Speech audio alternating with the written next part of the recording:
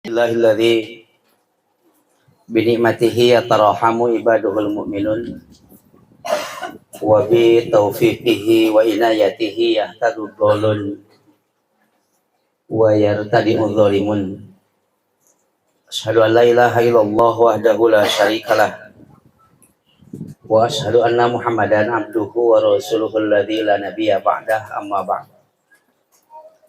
Faqala Rasulullah sallallahu alaihi wasallam sittatu hisal yufsidul amala al-istighalu bi uyubil khalqi wa qaswatul qalbi wa tulul amali wa hubbud dunya wa qillatul haya wa zalimun la yantahi.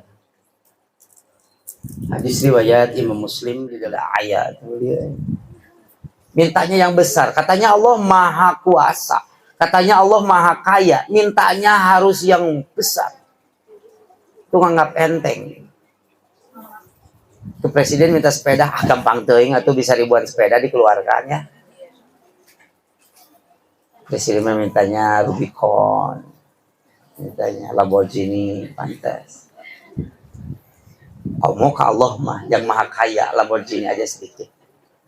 Berikan aku rezeki yang melimpah. Sesudah melimpah tak kalah susah. Asa genah keneh baheula. Ibu pernah mengalami begitu?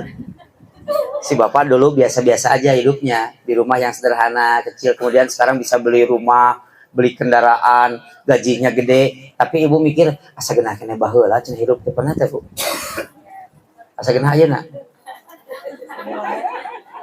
Sebagian ibu-ibu yang di Pamengpeuk bilang ke saya, Ustadz sekarang suami saya maju, usahanya hebat, saya bisa beli apapun, tinggal tunjuk minta pada suami.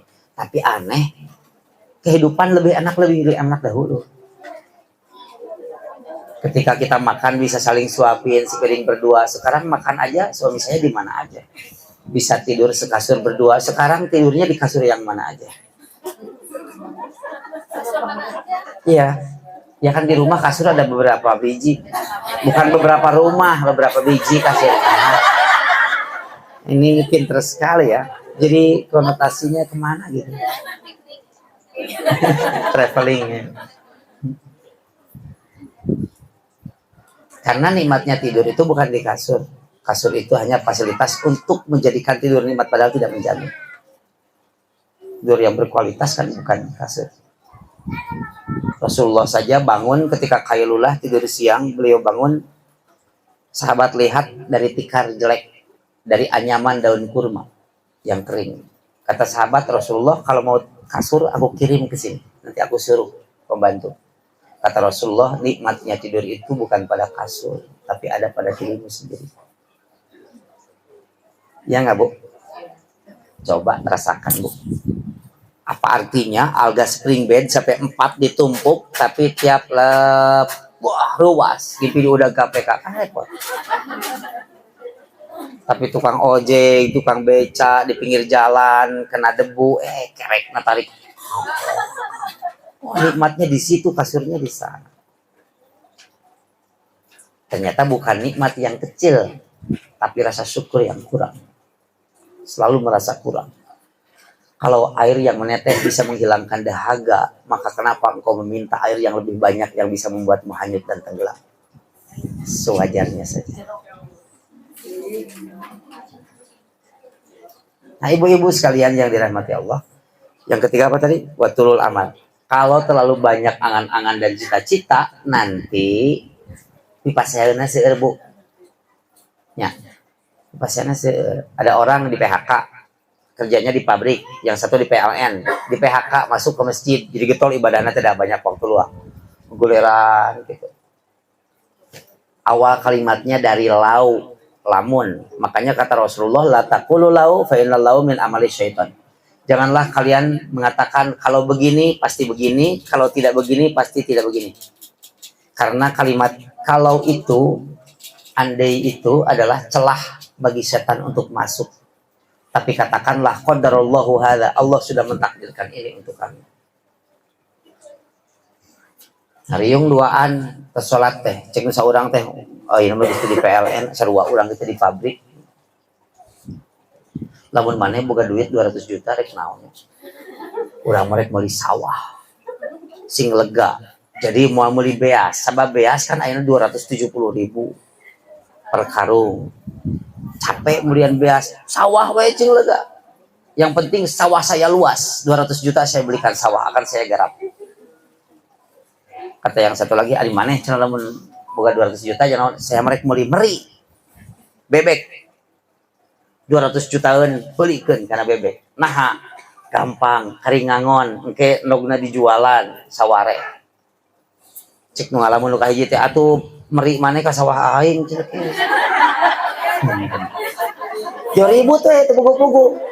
Bagaimana kalau bebek kamu ke sawah saya nanti? Sawah saya bisa rusak, oh enggak saya pagar nanti. Bagaimana kalau bebek saya kecebit pagar sawah kamu? Kan mati, wah rame. Ribut sampai datang ke Pak RW. Untung Pak RW-nya bijak.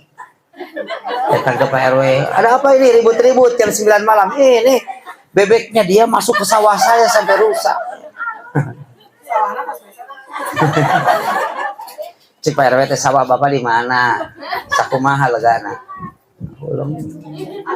Meri bapak di mana? Itu cerita ngobrol dari teh nya sok aruwi. Aki-aki ngada mal urek terang ibu. Urek pergi ureknya ngada mal belut. Oh, ngada mal urek we. Cek nini teh. Abah keur naon, Bah? Ieu cenah keur nyen urek rek ngala belut cenah. Oke, cek si abah teh lamun menang belut, lamun ya, lamun menang belut di paisnya bikin pepes. Cek si emak nanti, olo-olo teh ini kudu neangan koneng, kudu neangan surawung, belum dina hawu kan beres. Tenurut kasalaki si ukur teh pas ya, padahal urat naga can jadi. Kan kayaknya lagi dibikin, kayak ributnya sudah sekarang. Seperti ibu-ibu ya.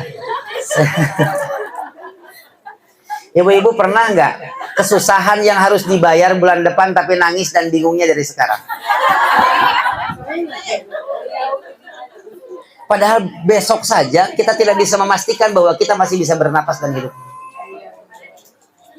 Saya cerita waktu di Al Hidayah, kalau ada ibu-ibu yang ikut, saya cerita ada orang stand up comedy. Dia stand up comedy membawakan sebuah candaan ya. Stand up comedy kan begitu, candaan ilmiah. Wah, rame, riuh semua ketawa. Lucu sekali itu. Besoknya dia stand up comedy lagi. Tapi bodorannya masih itu juga. Jadi kurang kan yang ketawa udah tahu kemarin yang kemarin. Kurang yang ketawa. Hari ketiga dia ngobrolin itu lagi.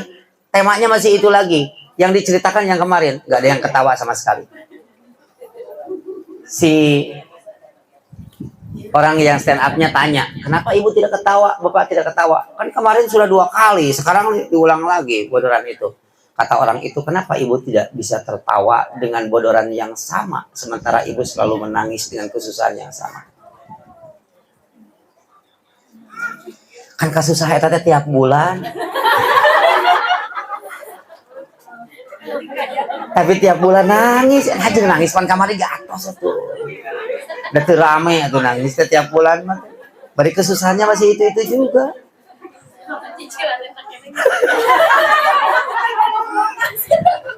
Kredit kasur belum lunas.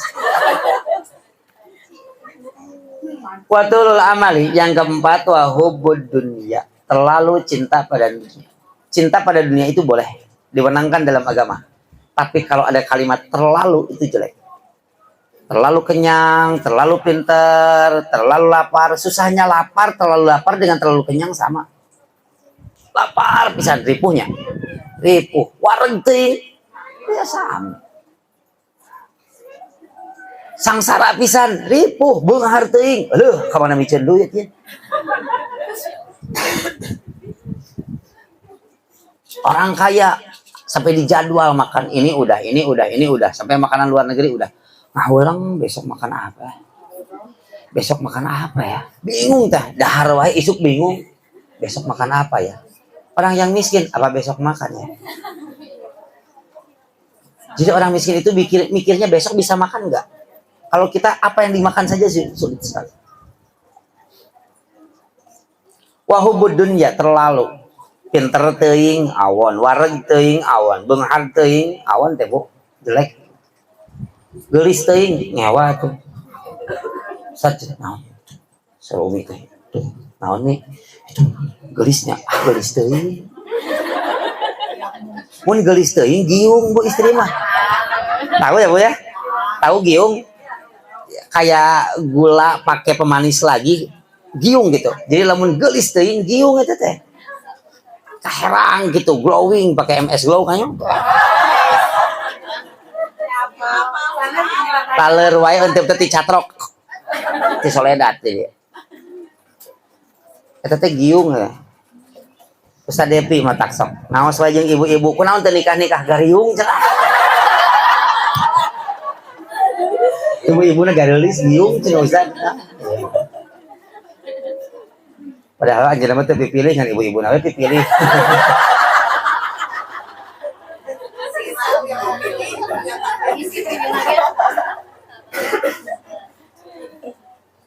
Mana aya ibu-ibu janda katanya di Balayana ibu-ibu janda ngadoa gitu ya Allah sawios abdi mah nu penting mah bageur we keun we siga kumaha we kurunyung cenah Ustaz Depi ngalaman atuh Gusti tong kieu teuing.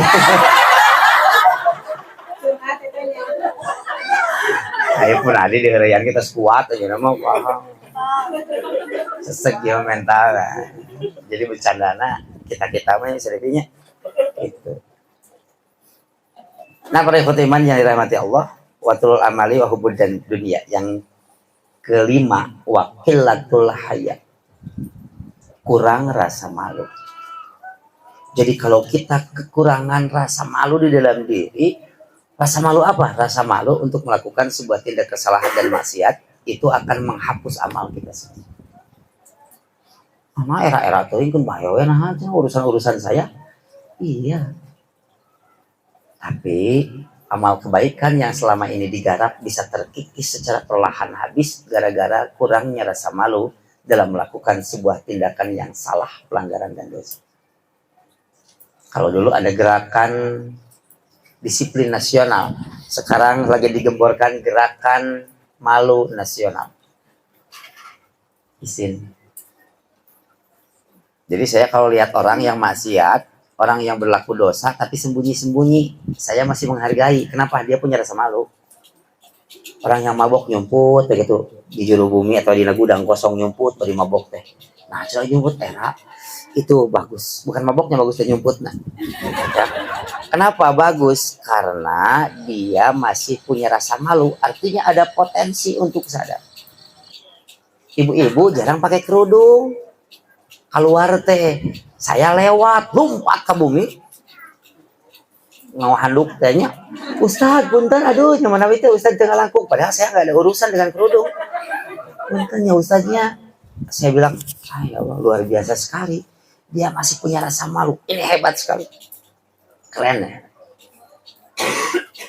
Tapi kalau orang sudah tidak punya rasa malu campur jeung agama alhamdulillah cenah anjing demi Allah teh mabok anjing soalnya di terminal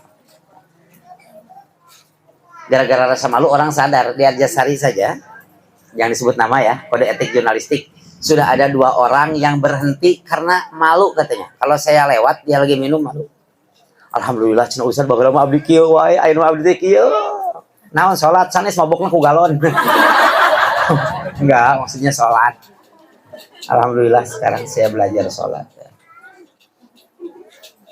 Wakilatul haya terakhir wa zalimun la yantahi. Zalim benci terhadap orang tanpa berkesudahan. Sedil teh aya tungtungna kitu. Da jalmi mah Pak lamun Bu mun tos sedil ninggal senalna da geuleuh atuh. Sok aya hayamna we di baledog padahal cek hayam teh da abdi mah sanes putrana kukutanana abdi mah.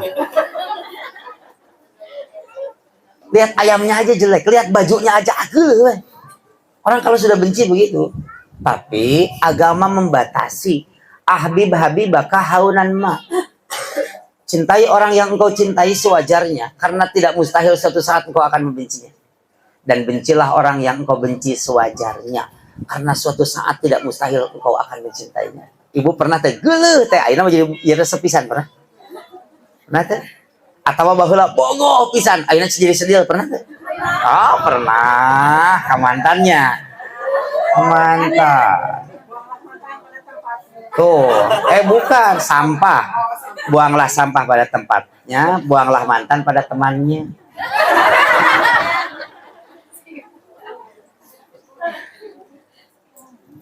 Kamantan sedil teh entong bu bisi bogoh deui. Asli bu. Siga ibu pada suami bogoh pisan entong bisi hiji waktu geuleuh. Asli bu. Karena konsep itu memang sudah terbukti. Dulu istri saya dengan teman-temannya kalau berangkat ke Unpas lagi kuliah, dia tidak bisa dulu ke Unpas kecuali mampir ke Darut Tauhid.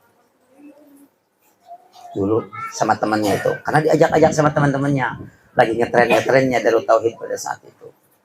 Mohon maaf ini ya, Pak Kiai Haji Abdullah Gimnastiar itu tidak berzina, dia hanya nikah lagi. Tidak dosa kan? Enggak dosa. Tapi ku sabab hate numayana dieuna resep pisan ka Darut Tauhid nyebutna si Sargim sok. Nyebutna kira rencangan pun bojo. Saya bilang, hati-hati itu ulama loh. Kamu bilang, geuleuh cenah nikah deui. Nah, nu nikahna batur ente nu geuleuh cenah. Kalau suami kamu yang nikah ya benci suami kamu aja.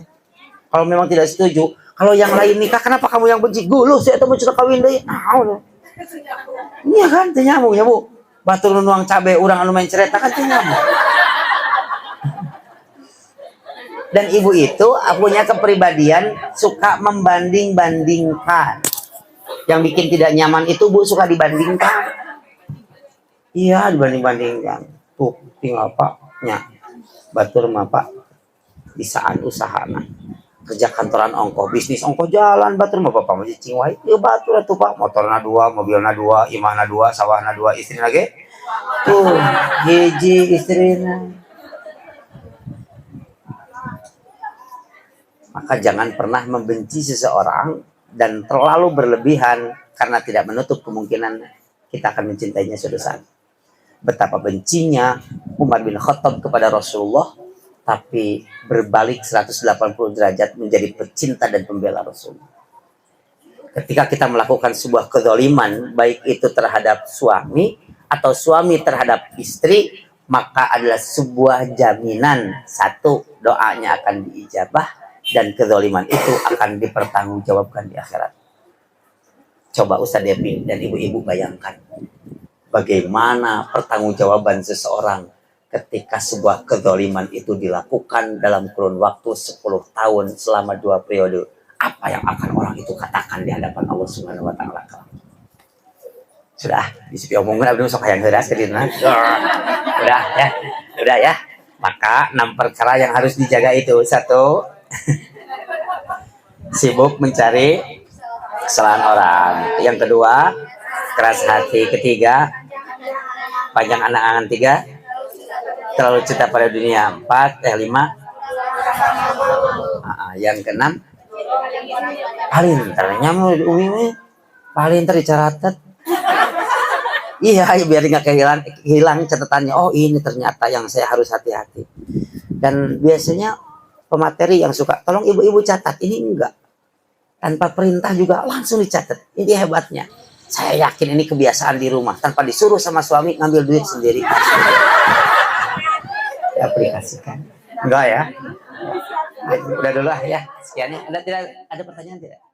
أعوذ بالله من الشيطان الرجيم بسم الله الرحمن الرحيم الحمد لله رب العالمين